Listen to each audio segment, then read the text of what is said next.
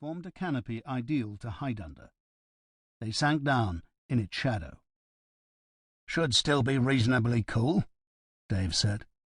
He burrowed in the earth and took out a can of Heineken and handed it to Rupert.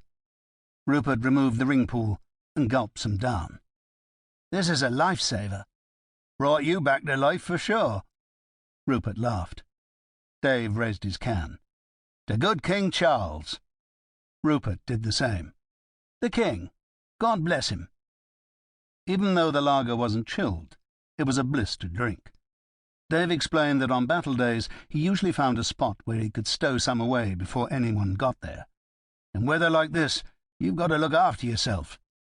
"I can see I've got a lot to learn," Rupert said. "I'm in the cavalry normally, and we smuggle the odd tinny into our saddle holsters. But you can't risk it as a pikeman. You wouldn't get past the inspection." "Well, what are you doing on foot if you're in the cavalry?" Dave laughed. "Slumming. I'm a captain of horse." "Well, if you get a boil on your arse, as I have, you don't want to think about mounting a horse. Today I'm infantry, and grateful for it. Some of the men have knapsacks, I noticed. Well, that's the first place an officer would look. If you were desperate, you could stuff a tin down your breeches.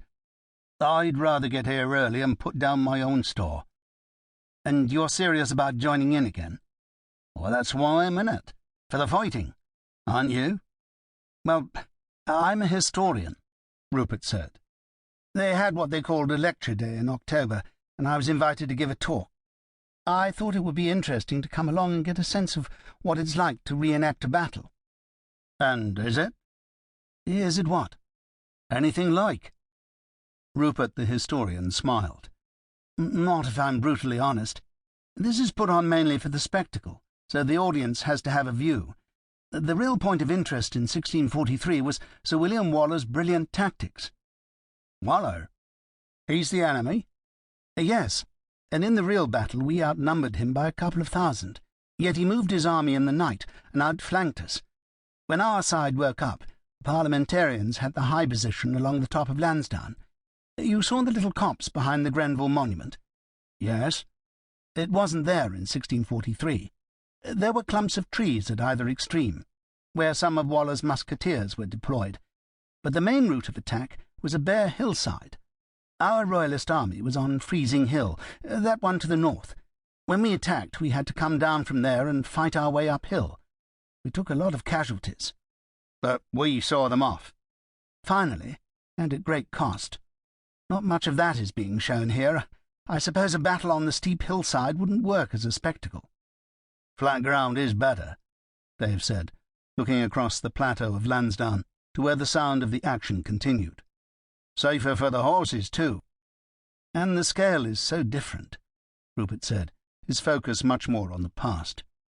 "We don't have anything approaching the numbers they did. The Royalist army had come up from the West Country under Sir Ralph Hopton's command, and they had upwards of 6,000 men against about 4,000 defending Bath for the parliamentarians." "Is that so?" Dave said in a voice that was beginning to lose interest. "Yes. Today's turnout looks pathetic beside those figures. Hopton lost about 300 in the real battle. I doubt if we started with that many this morning." "It's only a minor muster," Dave said. "We do have bigger turnouts." Each army had masses of artillery. According to the accounts, there was so much smoke from the cannon and muskets that they couldn't see more than a few yards ahead. "Hell on earth, by the sound of it." "Most battles were. A far cry from this little show." "Stop knocking it.